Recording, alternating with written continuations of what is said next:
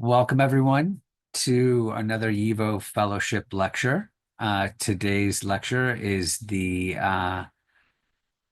sponsored by the Workmen Circle, Dr. Emanuel Patt, visiting professorship in East European Jewish Studies. That professorship is currently held by Dr. Monika Polit.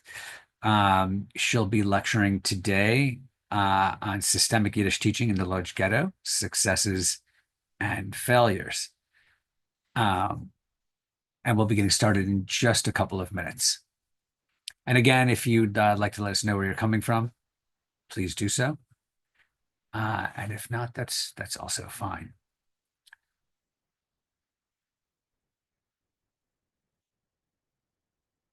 And we'll be getting started in just a few minutes. This is another YIVO Fellowship lecture. Today's lecture will be given by Dr. Monika Polit. She will be lecturing on systemic Yiddish teaching in the Łódź Ghetto, successes and failures. This is sponsored by the Workman Circle. I'm sorry, it's not the Worker Circle. I have to correct myself. The Worker Circle, Dr. Emanuel Patt visiting professorship, which is held by Professor Polit. And we will be getting started in just a minute. We will leave time at the end for questions. So if you do have them, please leave them in the Q&A section of the Zoom.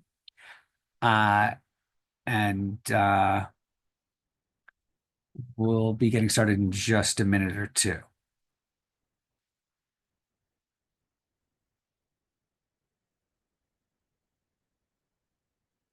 This is a YIVO Fellowship lecture. Today's lecture is the Max Weinreich Fellowship Lecture in Eastern European Jewish Studies, sponsored by the Workman Circle, Worker Circle, Dr. Emanuel Patt visiting professorship, currently held by Professor Monika Polit. And she will be lecturing on systemic teaching in the systemic Yiddish teaching in the Łódź Ghetto, successes and failures. And we can get started right now. Okay, let's start right now. Oh, wait, sorry, I have to introduce you. Okay. I'm so sorry. We need more detail. It's okay. We need a few more details as to who you are and what this is. Because that first part where I'm talking gets cut off when we put it on YouTube. Okay. So welcome everyone to another YIVO Fellowship lecture. Today's lecture is the Workman Circle, Dr. Emanuel Patt visiting professorship in Eastern European Jewish Studies. Our lecturer today is Monika Polit, who is a professor and literary scholar who teaches Yiddish language and literature in the Department of Jewish History and Culture at the Faculty of History in the University of Warsaw. She is the author of numerous translations from Yiddish and studies of scholarly editions of sources. She's published, among others, Encyclopedia of the Ghetto, The Unfinished Project of the Łódź Ghetto Archivists, 2014, compiled with Christina Radziszewska, Eva Vietar, Adam Sitarek, and Jacek Walitsky. The writings of Peretz Opaczynski, Ringelblum Archive, Volume 31, 2017, Yosef Zelkovich. The writer of these words is an employee of a ghetto institution. From the Diary and Other Writings from the Łódź Ghetto, 2019, the Ringelblum Archive, Underground Archive of the Warsaw Ghetto, Volume 7, 2022, compiled with Eleanor Bergman and Eva Vietar. As I said, Professor Polit is this year's holds this year's professorship, sponsored by the Worker Circle, Dr. Emanuel Patt Fellowship. And her lecture today is entitled Systemic Yiddish Teaching in the Łódź Ghetto, Successes and Failures. So please, Dr. Polit. Thank you, Eddie. Thank you very much for the invitation. And thank you to everyone who decided to join us today. Let's start.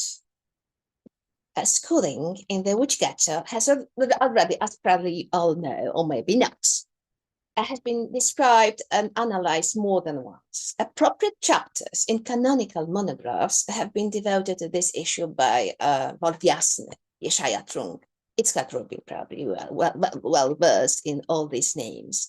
In a series of exhaustive articles, Danuta Dąbrowska wrote on this subject in the 60s of the 20th century. Finally, drawing both on the work of the illustrious predecessors and on new findings on their own, the functioning of this branch of the ghetto administration has been recounted by researchers of the younger generation, such as Andrea from Germany and my compatriot, Adam Sitarek. All the above-mentioned publications contain the theme of the systematic teaching of Yiddish, which began to be implemented as a language of instruction in the ghetto in the autumn of 1940. However, this issue has not been discussed at any length anywhere, as far as I'm aware.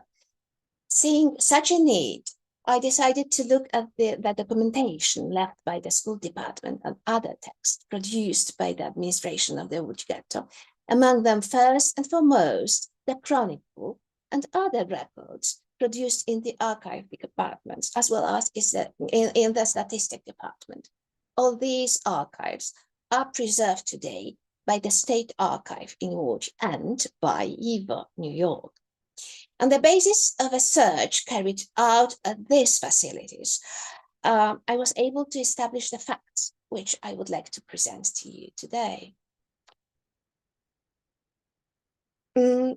An important role in the establishment of universal education in the Łódź Ghetto was played by the establishment of the school system after 18th of October 1939 by the school department, which was called also educational department or school board. As with the filling of others' offices and positions, in this case too, Runkowski turned to people he had known before the war and considered them experienced in this field. Among the figures who made up the board and its very inceptions are Dr. Markus Braude, Michał Brandstetter, Moshe Karo, Yitzhak Katzenelson, Yeshaya Unger, Samuel Lev, Elia Tabaksblatt, all of them fervent Zionists. Due to the hasty departure, still in 1939, of Braude, Brandstetter, and Katzenelson from Łódź, and the death of Unger, who had been murdered by the Germans, responsibility for the functioning of the department ultimately fell to Samuel Lev, who was given the position of head, and Tabaksblatt and Karo were appointed to the presidium. In the new reality of the occupation, the board's main task was to look for premises that could replace the Jewish school buildings requisitioned by the Germans, to take care of the still existing schools, to register the remaining teachers, and to look for the new teachers, as well as to keep records of the pupils for whom food was also organized and eventually distributed. Shortly after the announcement of the establishment of the ghetto, which happened in February 1940, the Schulabteilung set about moving schools into the area designated by the German order, and by the time the ghetto boundaries were officially closed on the 1st of May 1940, it had 37 establishments in its custody, starting with kindergarten and ending with secondary school. The schools taught according to the pre-war curricula, depending on the profile of the institution, and in a variety of languages. The educators freely choose the one they used best. They also arbitrarily decided on timetables. The Board of Education did not actually intervene in the educational chaos. I'm so sorry. I have to switch off my post.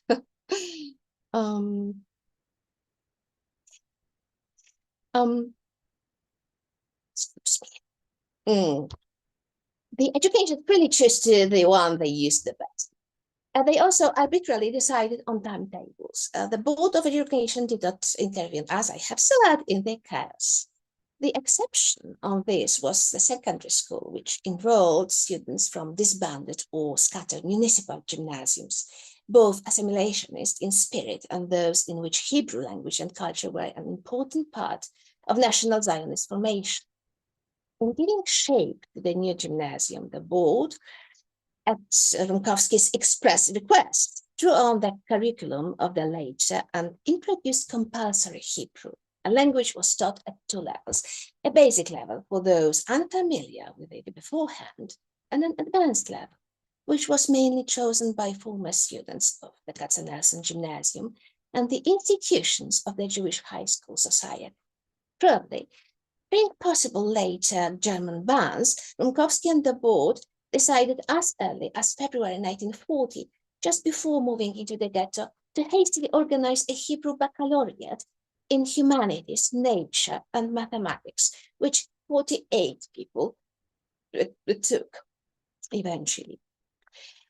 The aspiration of Rumkowski and the school board under him to ensure that the gymnasium education fought, as it was written, assimilationist, anti-religious, and anti-Judaic tendencies meant that, in addition to Hebrew lessons, so-called Judaic subjects were added to the compulsory classes.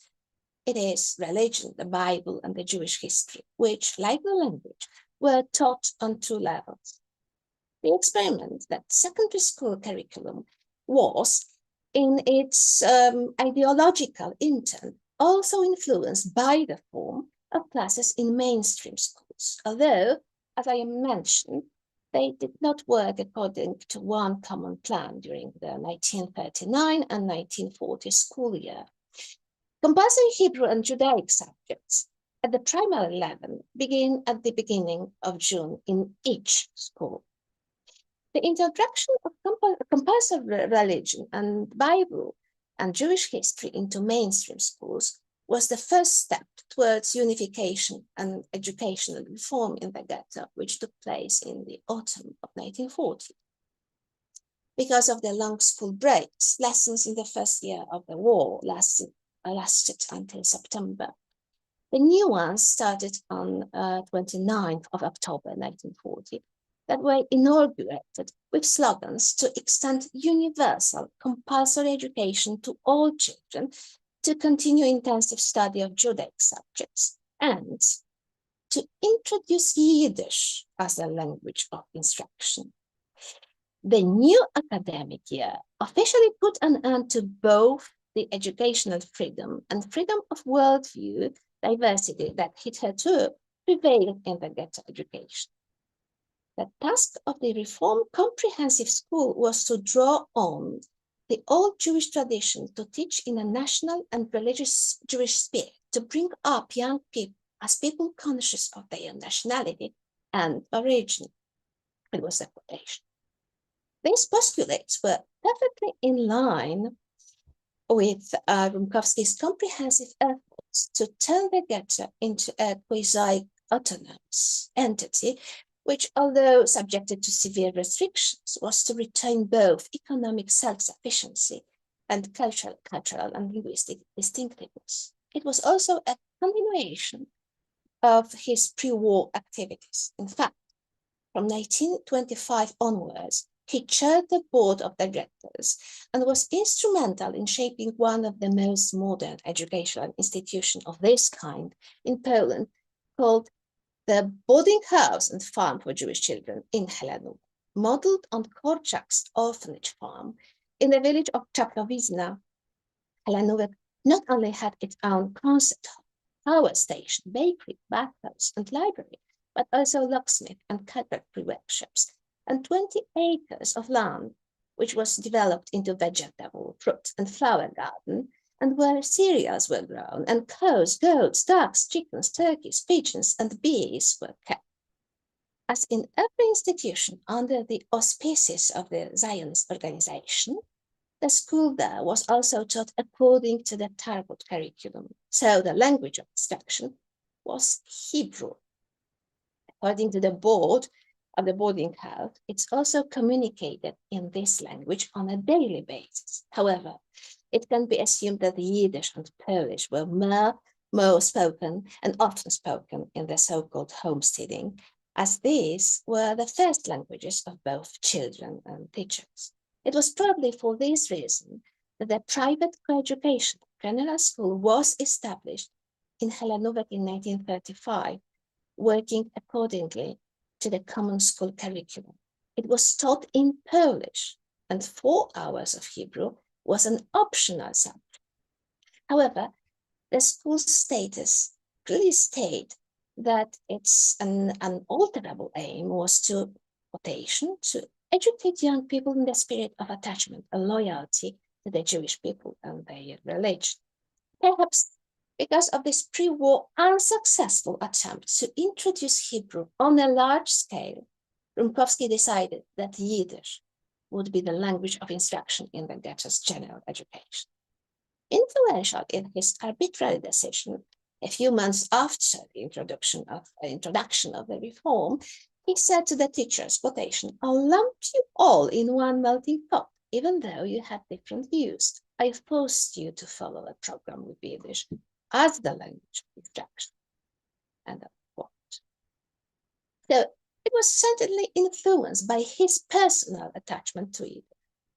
In it, he published, engaged in social work, and discussed as a partner in the Jewish Committee of Łódź. He probably knew only the rudiments of Hebrew. Polish he did not speak very well, while Yiddish was for him, as for most of his Zionist comrades, as much as an element of private as of public life. An important argument for Yiddish to be the natural language of instruction, as it was rendered, must also have been the widespread, if only passive, knowledge of it among the Jews of Łódź and among the Jews of Poland. The decision to introduce Yiddish as the language of instruction was made on the 5th of October 1940. Shortly afterwards, programs had to be developed for this new 6-class school, from Tabak's account, pre-war account. It is known that 2 committees were set up for this purpose: a secular subject committee, headed by him, by Tabak's and a Judaic committee for religious instruction and the Hebrew language, headed by Karol. Unfortunately, the committee's work on the secular subjects has not survived. It may have considered using the example of extended Yiddish teaching in Central Jewish School Organization, CISHA, to some extent, as among the documents in the archive are typed copies of Yiddish language and literature lessons programs designed for grades 2 to 7 in CISHA institutions.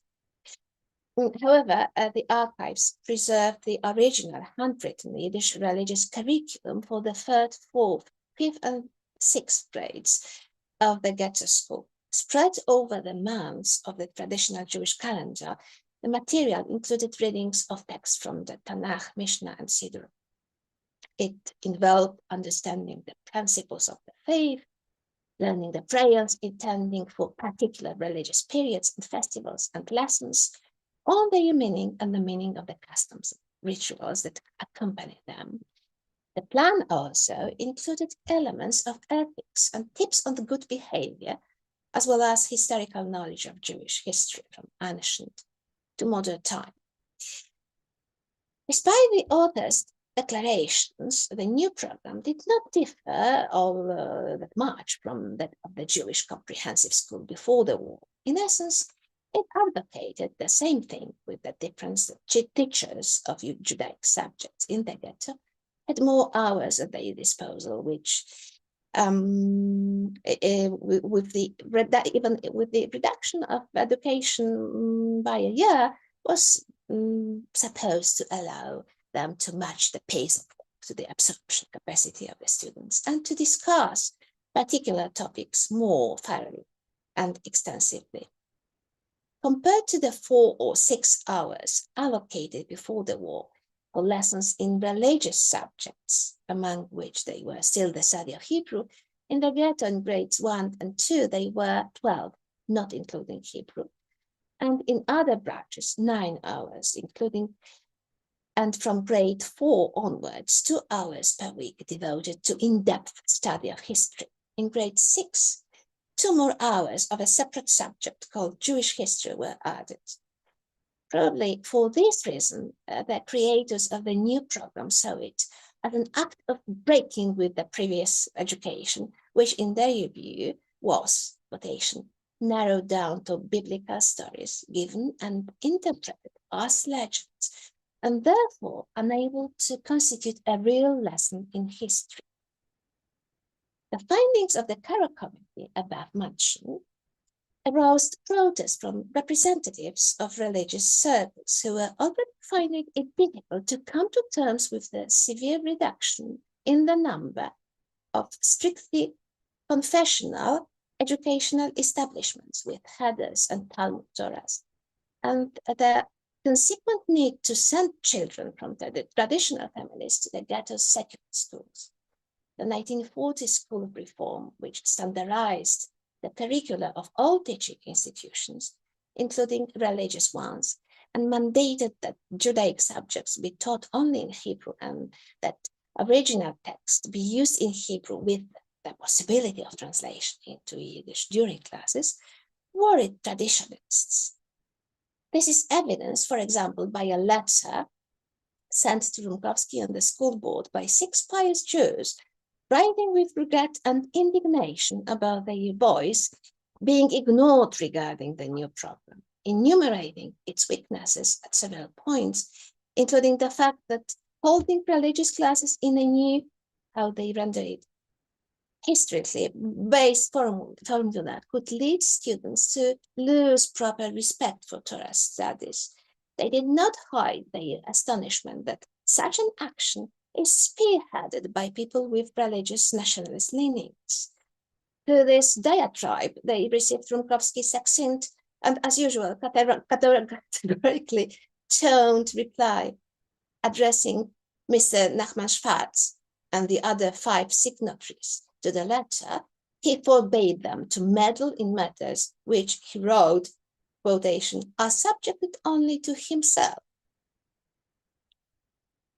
On 7th of October 1940, before the school year began with the Yiddish language of instruction, the Schulabteilung sent out a questionnaire to all teachers and kindergarten teachers. The questionnaire it was in Polish and asked them 2 questions. 1, do you speak and write the Yiddish language? And 2nd, do you undertake to teach in this language?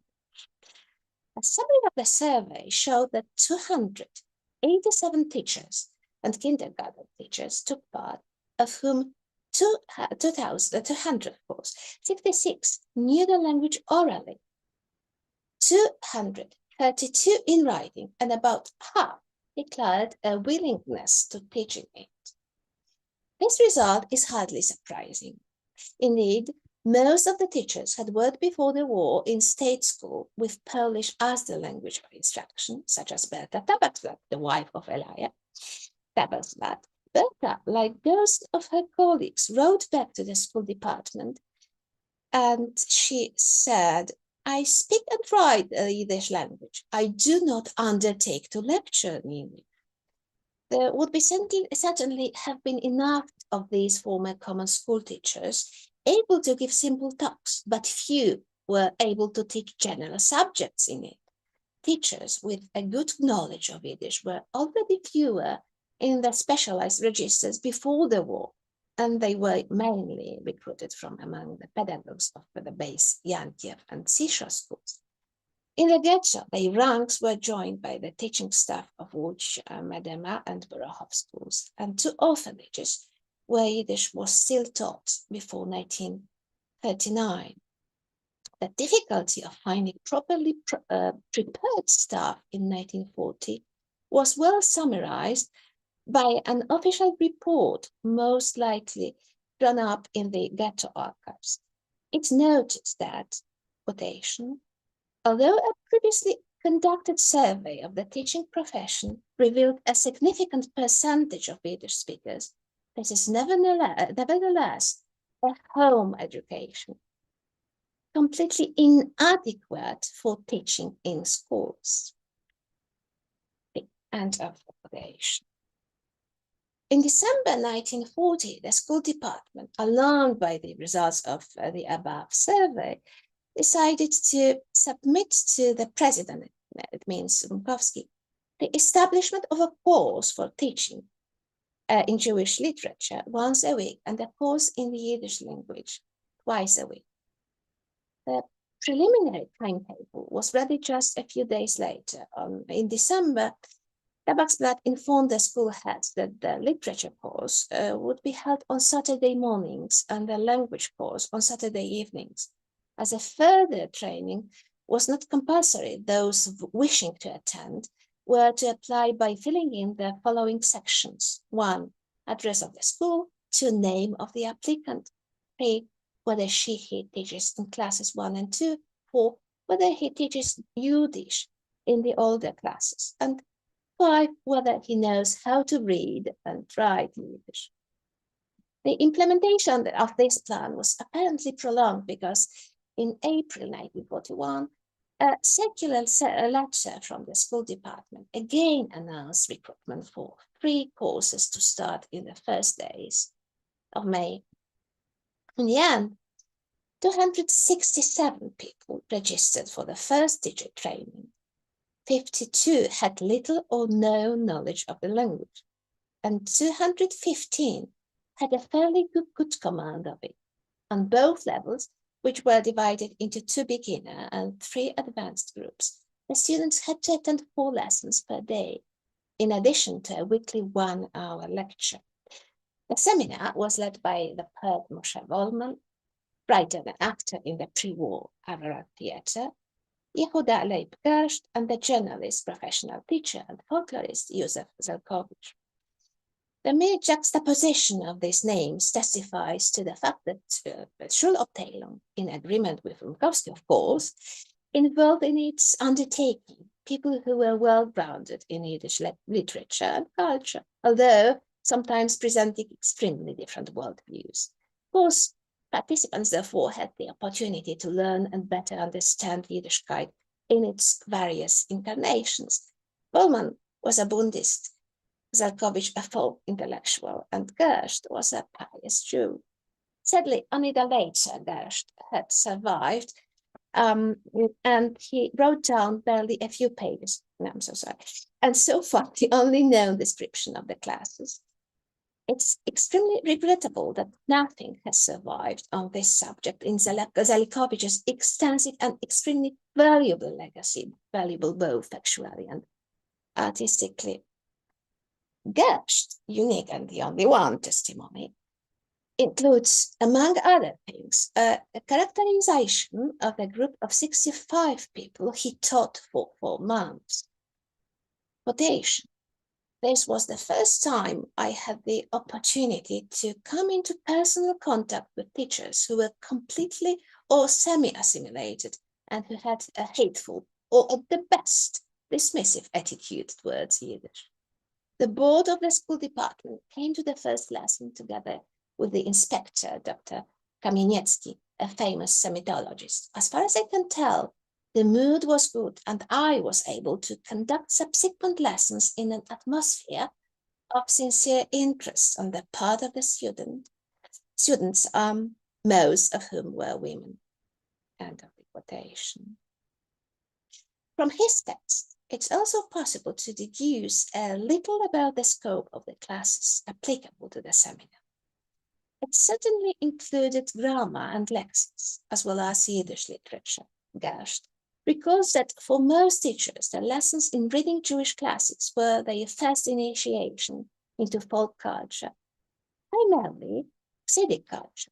The reading of Nachman from Breslau made a particularly strong impression on his students because, as he says, they had a completely different concept of Hasidic rabbi, while here, in the splendor of thought and the spell of fantasy was revealed to them. Some lamented that it was only in the circumstances of the ghetto they got to know the source of Jewish culture. The timetable of the courses also includes algebra and geometry, for which Yiddish terminology was fixed on an ongoing basis. The difficulty with native nomenclature in the sciences and natural sciences was linked to the lack of textbooks available in the ghetto for teaching these subjects in Yiddish. Tabakzlat noted in his report that he had compiled a list of mathematical vocabulary and distributed it to the teachers in order to at least make their work easier. Perhaps it was due to his initiative that the Schulabteilung asked the Sonderkommando force, the German Sonderkommando, who supervised the number of typewriters used in the ghetto at the behest of the Germans, to urgently issue one more with a Yiddish keyboard necessary for the preparation of provisional textbooks in the Yiddish language. Yiddish and literature lessons were also dealt with in an ad hoc manner. Children and young people were given the in-house weekly Ghetto Zeitung as reading material. The newspaper, according to its subtitle, posted announcements, orders, and notices. Its editor, the pre-war journalist Shmuel Rosenstein, added to the content of almost every issue reports written with a reporter's flair, or reportages par excellence on the work of the president, Rumkowski, and the activities of the various departments, or so-called lessons. Occasionally, he also printed the texts of speeches delivered by the elder to the ghetto population.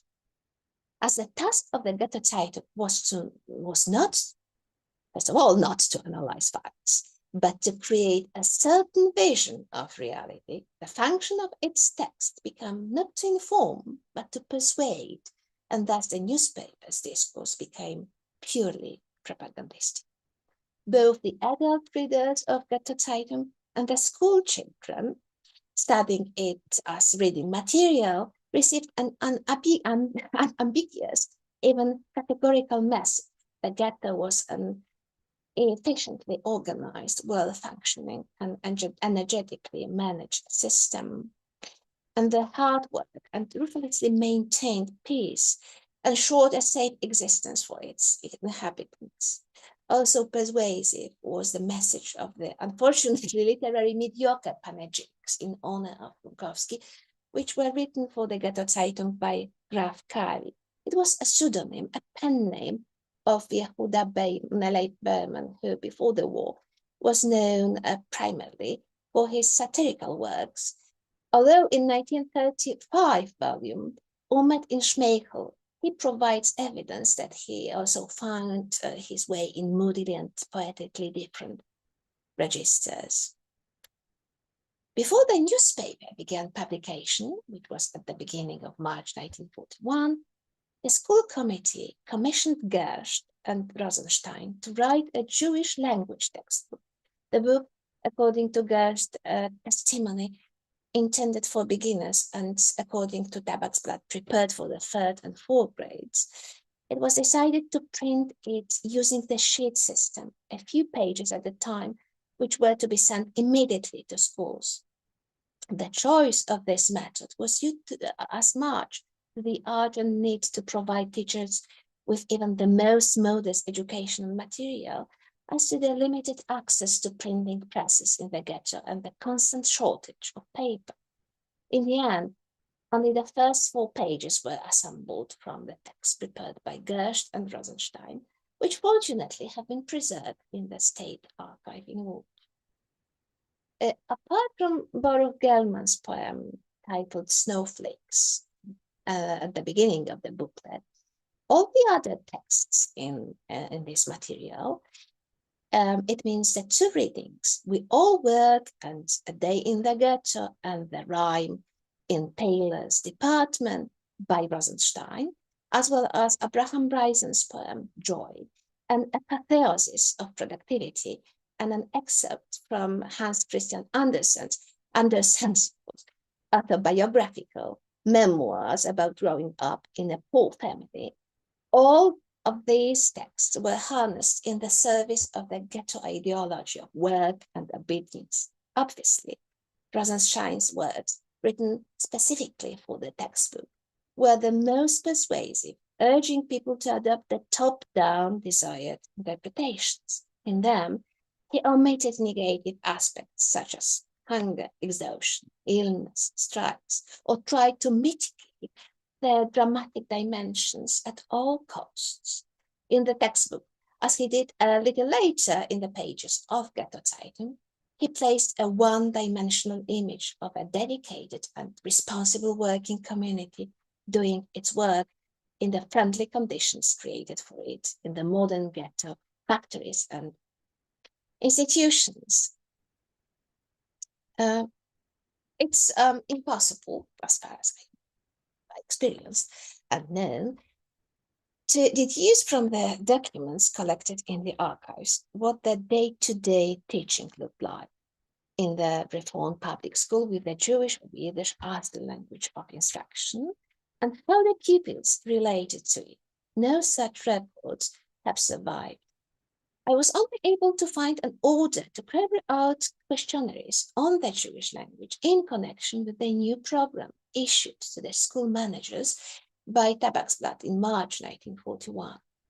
It seems that both the questionnaires and the official report on this poll have disappeared. However, it can be assumed that its results were used in the album called Educational Work in the Łódź Ghetto in this ornate volume, filled with graphics, photographs, and collages. The staff of the Statistics Department noted that in the school year 1940-41, out of 13,085 pupils, 7,888 declared their knowledge of Yiddish. Such estimates are confirmed in another book, this time prepared by the school department as a gift to Mordechai Rumkowski on the occasion of Rosh Hashanah, New Year, in September 1941.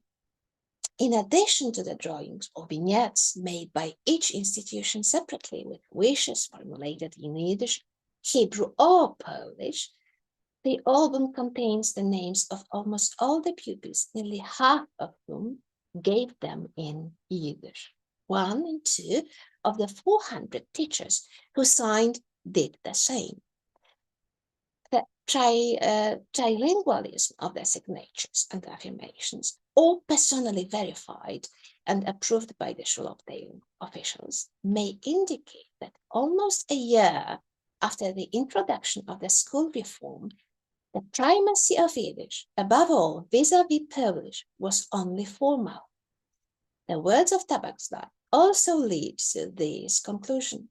When one of the school heads, during extraordinary meeting of the faculty deliberating the nation of a birthday book bearing the signatures of the pupils to Mordechai Rumkowski, invoked the new law and demanded that all names and texts for the anniversary be written in Yiddish, Tabaksblatt answered him, quotation, "This should not be imposed on the schools. Let the language in the text and captions be the one the school wants to use. Our life is multilingual, so no artificial obstacles should be created. Let the child sign as he or she wishes." End of the quote. Apart from one mention, documents from the archives are silent about the ways in which Yiddish was implemented in the secondary schools in the ghetto. I have not come across a detailed curriculum that was used at secondary school level. From the preserved reports from the schools, however, it appears that Yiddish was taught alongside Hebrew, Polish, and Russian. The subject was introduced with the school reform of autumn 1940. Shmuel Rosenstein noted a few observations about this, since his record is unique in a view of the scarcity of sources. Report by a secondary teacher, a school teacher, and at the same time a fragment of a scattered memoir that I found here in the Eva collection. It constitutes particularly valuable material for me, which I cite in a more extensive excerpt. Rosenstein says, it's interesting to know that according to the order by the president, Dąbrowski, with the new school year, that is from 29th of October 1940, Yiddish was introduced as a subject in the first two grades, even as a language of instruction in the common schools. From December the 1st, Yiddish was also successfully taught in the new closed secondary schools. In less than 2 months, the children made enormous progress, as the writer of these words often had the opportunity to witness as a teacher of Yiddish. With the closure of the secondary school, the energy and great effort of the Yiddish teachers who instilled in their pupils an understanding and respect for a subject that was new to them will go to waste. End of the quotation. The closure of the school buildings mentioned in Rosenstein's note and the interruption of Yiddish instruction in them, among other things, occurred because children from the ghetto orphanage had been transferred to the school buildings. Lessons resumed a limited extent in the early summer of course, in the post-departmental cottages in Marysień, the resort area of the ghetto. And school living examinations were held in September 1941. However, it seems that Yiddish teaching did not continue there since 20th January 1941. Rosenstein officially ceased to be a teacher and was employed by the records department. The real end of schooling came shortly after the school leaving exams in October 1941, when almost 20,000 Jews from the Reich and the Protectorate were resettled in the ghetto and had to be accommodated in educational institutions. Before this happened, Dąbrowski reassured educators and parents, and he said, "For you teachers, both women and men, I have a serious task. Several schools, I believe, will remain. I don't know how many lessons will be held there, 2 or 3 a day. Above all, however, the child must not be completely detached from the school. The golden thread must continue." Care for the pupils was indeed not abandoned. For a while, lessons, albeit much reduced, were held in various substitute locations, including a daycare center and a people's kitchen. Soon a large number of children and teenagers were sent to the resorts as part of the so-called certification action, Umschichtung, which was intended to productize those aged between 14 and 21. The school department had already been preparing for this since the winter of 1941, and in March it set up a special stratification commission, Umschichtungskommission. Its task was to set up further training courses for young craftspeople. After the liquidation of the schools in September, these courses took on particular significance, as not only technical knowledge, but also general subjects were taught there. An entry in the Chronicle gives information about the curriculum and nature of the courses of the teachers. Sorry, I missed them.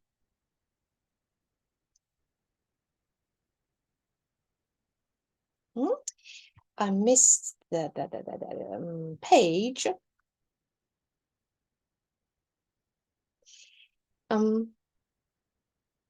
So the quotation, I would like to find the quotation, which is very important.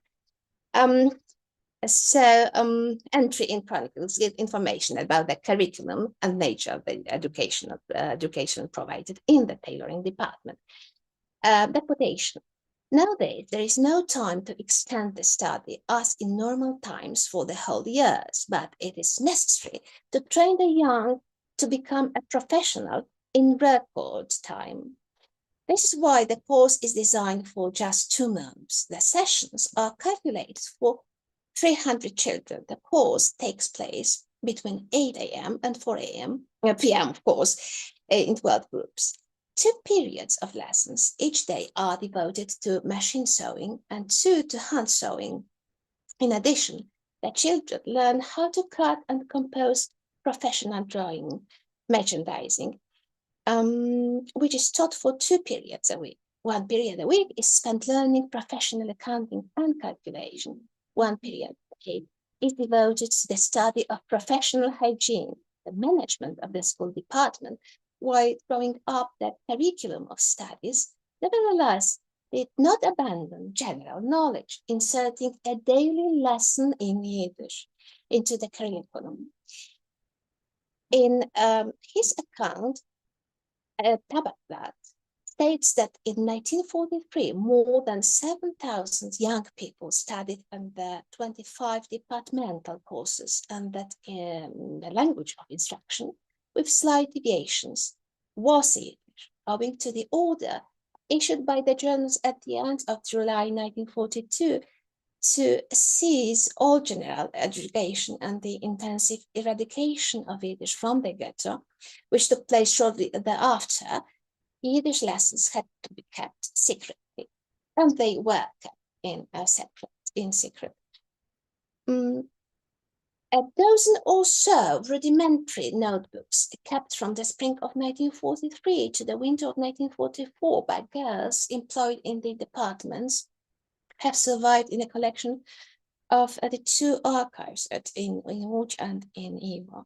The fragments of the notebooks of the female employees of the corset department show that they attended Yiddish lessons, which began afterward at 1 o'clock 3 times a week. They were held at a minimum of 2 levels. This is indicated both by the type of tasks performed and the degree of familiarity with the Jewish alphabet, evident in the writing. Pupils in the beginner's class, clumsily and sometimes with errors, wrote uncomplicated sentences in capital letters, reminiscent of an elementary school book such as Hinja has a nice dress, Izelcha has a goat and a pram, and short and simple texts related to life in the ghetto. For practice, they also transcribed 2 poems from a page prepared by Rosenstein. The tasks in the more advanced group included writing an autobiography describing one's family, practicing the conjugation of verb with the ending en, and learning the traditional names of the months of the Jewish calendar. On the other hand, in the surviving notebooks of the young seamstresses, who, although they had already finished the departmental preparatory course of several months, they were still able to further their education by coming to daily Yiddish lessons, and one can see an even better knowledge of Yiddish. The texts were more longer and more complex, expanding on theme of Passover, or praising the beauty of ripening grain, or the benefits of the forests. They used a rich literary vocabulary, and the confidently placed letters betrayed the girls' good grounding in the written language. In the archives is also an accountancy notebook kept by a student of the Ghetto department, Freda Rothstein. The first pages of her notebook are filled with arithmetic and geometric concepts translated from Polish into Jewish, which are probably extracts from the terminology prepared for ghetto schools in 1940 by Tabakblatt. All the instructions, the content of the question, and their solutions are also written in Yiddish. To sum up, the above overview of the resources of the Łódź State Archive and Iwo Archive concerning the issue of teaching the Yiddish language in the Łódź Ghetto is only a prelude to a resource and time-consuming search in other archives, including Yad Vashem.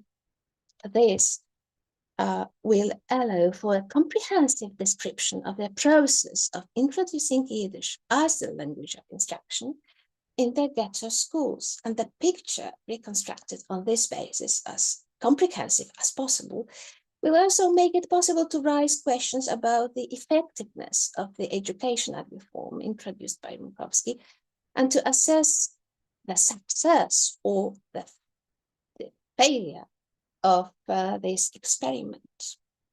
Thank you very much for your attention. Thank you so much, Professor Polit. This is a really fascinating topic. It's so interesting. I think that,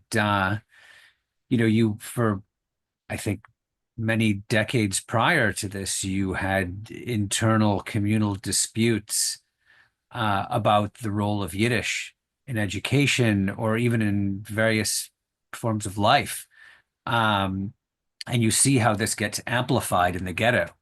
I think that, well, how much opposition was there to this phenomenon of teaching in Yiddish? I mean, obviously you said that, some classes, some teachers didn't do it, but I'm just curious if you saw, They did not do it because they did not know the language and the Yiddish. The Yiddish, they were not well versed in the language. It was the obstacle. Probably nothing more constitutes an obstacle in this process of teaching. And the religious circles, they rise and they burn their anger against the teaching of teaching in Yiddish.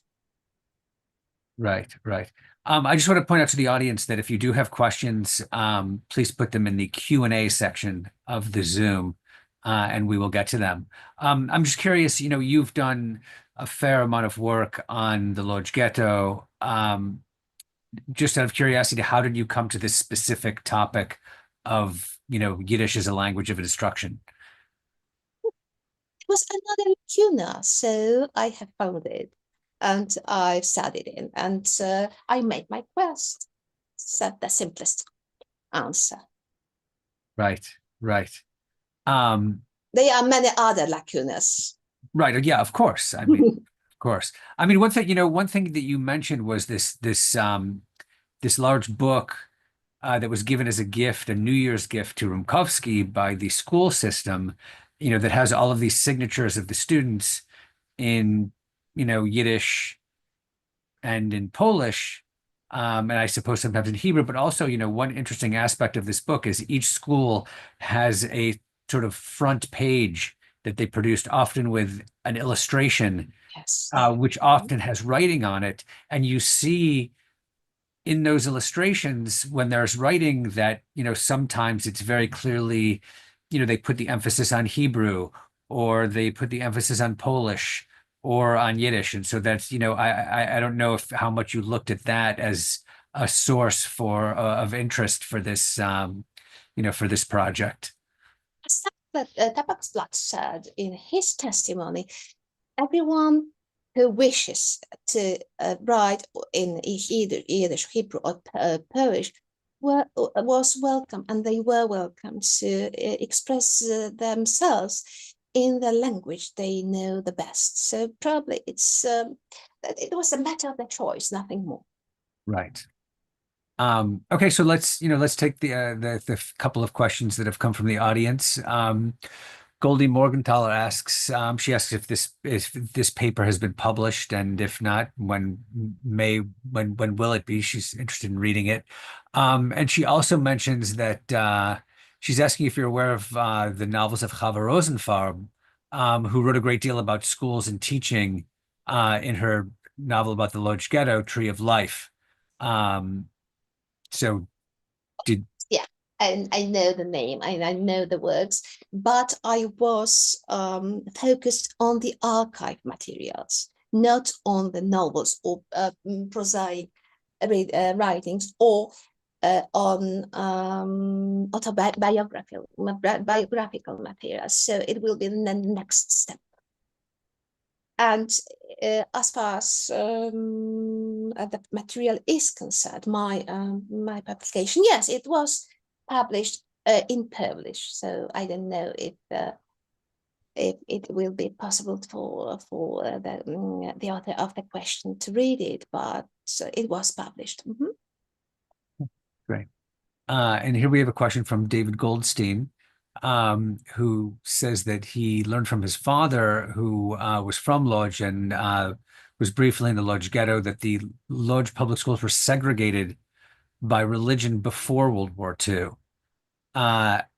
And he also asks, did the Łódź public schools for Jewish students include Yiddish language as one of their subjects, or did Jewish students learn Yiddish grammar in a separate after-school private program? In many curricula of the pre-war Łódź schools, they were Yiddish lessons. And as I have said, it was mainly in the teacher schools, but in many so-called Shabbasover, it's a Sunday schools, it was also introduced to the curricula, but it wasn't it was as extensive as in teacher schools. So it's all I know about the programs and the curricula before the war. Okay, so if anyone else has a question, please put it in the Q&A. And if not, we can conclude. Thank you so much to Professor Monika Polit. She is this year's Workman Circle Dr. Emanuel Patt visiting professor, and has received the fellowship in Eastern European Jewish Studies. Thank you so much, and please join us again for when we have our next YIVO Fellowship lecture. Thank you so much. Thank you. Bye.